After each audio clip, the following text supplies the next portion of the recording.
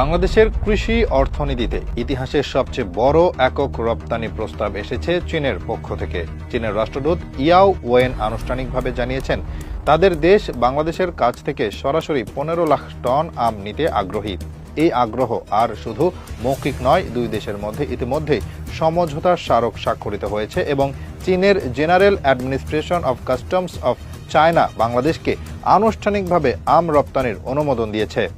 এমন এক সময়ে এই ঘোষণা এলো যখন বৈশ্বিক মন্দা, ইউরোপ মধ্যপ্রাচ্যের পরিবহন ব্যয় এবং রপ্তানির ক্রমহ্রাসমান প্রবণতায় বাংলাদেশের কৃষি রপ্তানি খাত নতুন দিক খুঁজছিল। এই রপ্তানি চুক্তি বাস্তবায়িত হলে বাংলাদেশ প্রথমবারের মতো এত বড় পরিমাণে একটি দেশকে আম সরবরাহ করতে পারবে, যার পরিমাণ জাতীয় উৎপাদনের প্রায় 6%। বর্তমানে দেশে বছরে 27 লাখ মেট্রিক টন আম উৎপাদিত হয়। এই হিসাব অনুযায়ী শুধুমাত্র চীনকে সরবরাহ করতে হবে তার 6 ভাগের 1 ভাগেরও বেশি। এছাড়া এত বিপুল পরিমাণ আম একসঙ্গে একটি দেশের কাছে রপ্তানির ঘটনা বাংলাদেশে আগে কখনো ঘটেনি। চীনের এই আগ্রহ শুধু পরিমাণগত নয়, মূল্যনৈতিক এবং প্রক্রিয়াগত দিক থেকেও এক অভূতপূর্ব সম্ভাবনা তৈরি করেছে। পশ্চিমা দেশগুলোতে প্রতি কেজি আম পাঠাতে যেখানে 450 থেকে 500 টাকা পরিবহন ব্যয় হয়, চীনের ক্ষেত্রে সেই খরচ মাত্র 80 থেকে 90 টাকা, অর্থাৎ প্রতি কেজিতে গড়ে 400 টাকা পর্যন্ত পরিবহন ব্যয় কমে যাচ্ছে, যা রপ্তানিকারক ও উৎপাদক উভয়ের জন্যই হবে বড় লাভজনক সুযোগ। তাছাড়া চীন সরাসরি বাগান থেকে আম নিতে চায়, কোনো তৃতীয় পক্ষ বা মধ্যস্বত্বভোগী ছাড়াই। এর ফলে চাষিরা পাবেন সরাসরি ন্যায্য মূল্য। ফলে দীর্ঘদিনের অভিযোগ, মধ্যস্বত্বভোগীরা চাষিদের লাভের বড় অংশ কেটে নেয়, সেটি অনেকাংশে রোধ করা সম্ভব হবে। চাঁপাইনবাবগঞ্জের মতো এলাকায় যেখানে হাজার হাজার চাষি প্রতি বছর আম বিক্রি করে ক্ষতিগ্রস্ত হন, তাদের জন্য এটি হতে পারে এক নতুন সূচনা। এবার শুধু সম্ভাবনা নয়, চীন সেই সম্ভাবনাকে রূপান্তরের প্রস্তুতিও শুরু করেছে। চীনের পক্ষ থেকে আম সংরক্ষণাগার নির্মাণ, হিমাগার স্থাপন এবং প্যাকেজিং অবকাঠামোতে বিনিয়োগের আগ্রহ প্রকাশ করা হয়েছে। অর্থাৎ তারা শুধু আম নিচ্ছে না, বরং সরবরাহ চেইনকে স্থায়ী রূপ দিতে চায়। দীর্ঘমেয়াদী ব্যবসায়িক পরিকল্পনার অংশ হিসেবে চীন বাংলাদেশে ফল সংরক্ষণ সুবিধা গড়ে তুলতে চায়, যাতে ভবিষ্যতে লিচু, কাঁঠাল, পেয়ারা, পেঁপে ইত্যাদিও রপ্তানি সম্ভাবনার আওতায় আনা যায়। প্রথমত, বাংলাদেশের আম রপ্তানি ইতিহাসে যথেষ্ট সীমাবদ্ধ। 2023-24 অর্থ বছরে দেশে প্রায় 24 লাখ টন আম উৎপাদিত হলেও রপ্তানি হয়েছে মাত্র 1321 টন। এ সংখ্যা আগের বছর ছিল 3100 টন, অর্থাৎ রপ্তানি ক্রমাগত কমছে। এমনকি 2022 সালে যেখানে বাংলাদেশ 36টি দেশে আম পাঠিয়েছিল, 2024 সালে সেই সংখ্যা নেমে এসেছে 21-এ। কারণ হিসেবে উঠে এসেছে দুইটি প্রধান সমস্যা: অস্বাভাবিক উচ্চ বিমান ভাড়া এবং গুণগত মান রক্ষা না করা। চীনের রপ্তানি অনুমোদন এই দুই সমস্যারই সমাধান টেনে এনেছে। একদিকে কম পরিবহন ব্যয়, অন্যদিকে মান নিয়ন্ত্রণে চীনা প্রতিনিধিদের সরাসরি পর্যবেক্ষণ ও সহায়তা। তবে সহজ কিছু চ্যালেঞ্জ এখনো রয়েছে, যেমন চীন বাংলাদেশকে 30টি নির্দিষ্ট শর্ত দিয়েছে, যার মধ্যে রয়েছে হট ওয়াটার ট্রিটমেন্ট, আমে কীট পতঙ্গ মুক্তি, জিএপি অনুসরণ, প্যাকেজিং মানদণ্ড, নির্দিষ্ট ব্যাচের টেস্টিং প্রক্রিয়া এবং কোয়ারেন্টাইন মানদণ্ড। উদাহরণস্বরূপ, প্রতিটি রপ্তানি ব্যাচের 2% বা কমপক্ষে 600টি আম পরীক্ষা করতে হবে। এর মধ্যে সন্দেহভাজন 60টি আম কাটতে হবে। একটি ব্যাচে যদি একটি মাত্র কোয়ারেন্টাইন পেস্ট ধরা পড়ে, তাহলে পুরো ব্যাচ বাতিল হবে। এই কমপ্লায়েন্স প্রক্রিয়া নিশ্চিত করতে বাংলাদেশ কৃষি সম্প্রসারণ অধিদপ্তর বর্তমানে চাঁপাইনবাবগঞ্জ, রাজশাহী, মেহেরপুর, সাতক্ষীরা ও নওগাঁ অঞ্চলে নির্বাচিত বাগানগুলো রপ্তানিযোগ্য প্রস্তুতি গ্রহণ করছে। হট ওয়াটার ট্রিটমেন্ট প্ল্যান্ট, শোধনাগার এবং শাটিং ইউনিটগুলো পরিদর্শন করছেন চীনা প্রতিনিধি দল। আমের জাত যেমন আম্রপালি, কাটিমন, বাড়িচার ইতিমধ্যে মানের দিক থেকে চীনের কাছে গ্রহণযোগ্যতা পেয়েছে। এ অবস্থার মধ্যেই এসেছে অন্যতম রপ্তানিকারক নাজমুল হোসেন ভূঁইয়ার সতর্কবার্তা। তিনি বলছেন, প্যাকিং হাউস এখনও শ্যামপুরে, অথচ রপ্তানি হয় ঢাকা বিমানবন্দর থেকে। দুটো এক জায়গায় না হলে খরচ কখনোই কমবে না। অর্থাৎ সরকারি পরিকল্পনার মাঝে এখনও রয়েছে সমন্বয়ের অভাব, যা দ্রুত না বদলালে এই সম্ভাবনা বাস্তবে রূপ নিতে পারবে না। তবুও এই মুহূর্তের সবচেয়ে বড় বাস্তবতা, এই প্রথম চীন বাংলাদেশি আমকে স্বীকৃতি দিয়েছে। তৃতীয় কোনো দেশের মাধ্যম ছাড়াই বাংলাদেশ এখন সরাসরি চীনের বাজারে প্রবেশ করতে যাচ্ছে। বাংলাদেশ থেকে 15 লাখ টন আম রপ্তানির বিষয়টি শুধু একটি চুক্তি নয়, এটি বাংলাদেশের কৃষি রপ্তানি খাতে এক কৌশলগত উত্তরণ। এটি সঠিকভাবে বাস্তবায়িত হলে বাংলাদেশ প্রতি বছর অন্তত ৮,০০০ কোটি টাকার আম সরবরাহ করতে পারবে চীনের মতো বিশাল বাজারে।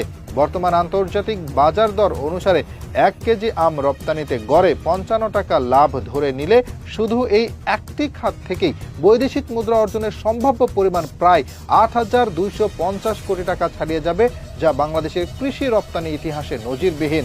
এই অর্থনৈতিক সম্ভাবনার পাশাপাশি স্থানীয় অর্থনীতিতে এর প্রভাব হবে আরও গভীর।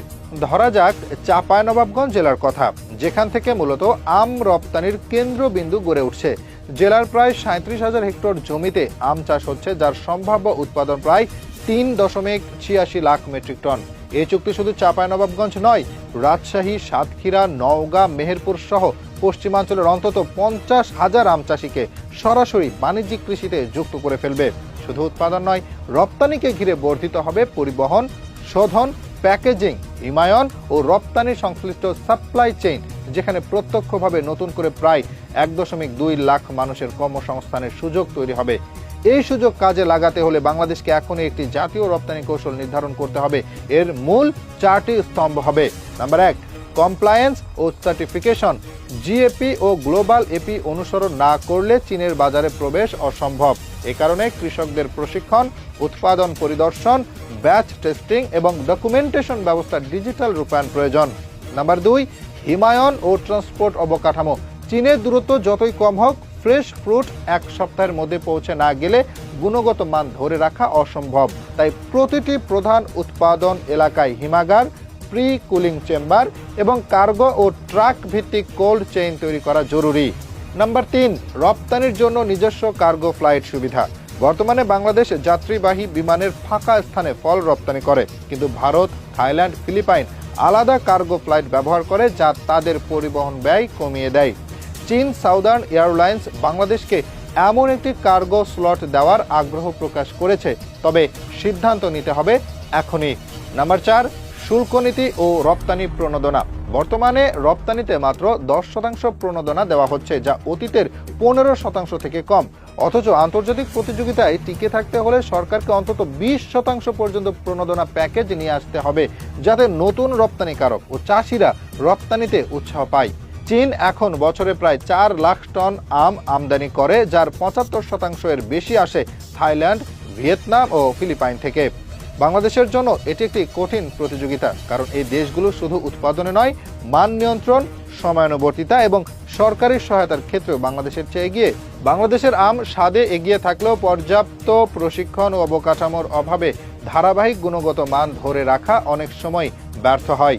বিশেষজ্ঞদের মতে এখনই চীনের সঙ্গে একটি দ্বিপাক্ষিক কৃষি পণ্য রপ্তানি চুক্তি করতে হবে, যেমন থাইল্যান্ড চীন ডুরিয়ান চুক্তি বা ফিলিপাইন চীন ফল চুক্তির মতো মডেল অনুসরণ করে যদি বাংলাদেশ ও চীনকে নির্ভরযোগ্য রপ্তানি রাষ্ট্র হিসেবে আনুষ্ঠানিক চুক্তিতে বাঁধে, তাহলে আম ছাড়াও আগামী 5 বছরে 10 থেকে 12টি কৃষি পণ্য সেখানে নিয়মিত পাঠানো সম্ভব হবে। এই অবস্থায় বাংলাদেশ সরকারের সামনে 3টি বড় প্রশ্ন। প্রথমত, শুধু এক মৌসুমের জন্য প্রস্তুতি নয়, চীনের আগ্রহকে বহু বছরের কাঠামোয় রূপান্তর করার কি পরিকল্পনা রয়েছে?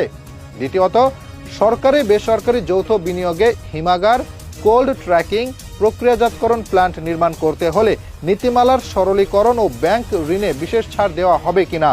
তৃতীয়ত, যারা ইতিমধ্যে ইউরোপ বা মধ্যপ্রাচ্যে আম পাঠান, তারা এই নতুন বাজারে দ্রুত প্রবেশ করতে চান, অথচ বিমানবন্দর, প্যাকিং হাউস ও ডকুমেন্ট প্রসেসিং 3টি জায়গায় সময় ও খরচ বাড়ছে।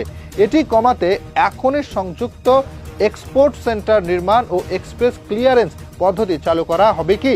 চীনের পক্ষ থেকে আমদানিকারকরা এখন বাংলাদেশ সফরে রয়েছেন।